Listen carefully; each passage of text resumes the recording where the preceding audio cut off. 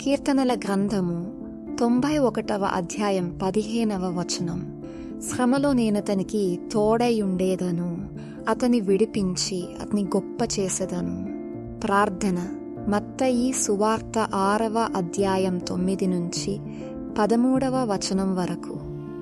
పరలోకమందున్న మా తండ్రి, నీ నామము పరిశుద్ధపరచబడుగాక, నీ రాజ్యము వచ్చుగాక, నీ చిత్తము పరలోకమందు నెరవేరుచున్నట్లు భూమి అందును నెరవేరునుగాక. మా అనుదినాహారము నేడు మాకు దయచేయుము. మా రుణస్థులను మేము క్షమించియున్న ప్రకారము మా రుణములు క్షమించుము. మమ్మును శోధనలోకి తేక దుష్టు నుండి మమ్మును తప్పించుము. రాజ్యము, బలము, మహిమయు నీవైయున్నవి. ఆమెన్. ఆశీర్వాదము. సంఖ్యాకాండము 6వ అధ్యాయం 24 నుండి 26వ వచనం వరకు.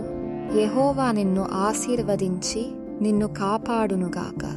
యెహోవా నీకు తన సన్నిధిని ప్రకాశింపజేసి నిన్ను కరుణించునుగాక. యెహోవా నీ మీద తన సన్నిధి కాంతి ఉదయింపజేసి నీకు సమాధానము కలుగజేయునుగాక. ఈ వాగ్దానం మీ యందు నెరవేరునుగాక. ఆమెన్.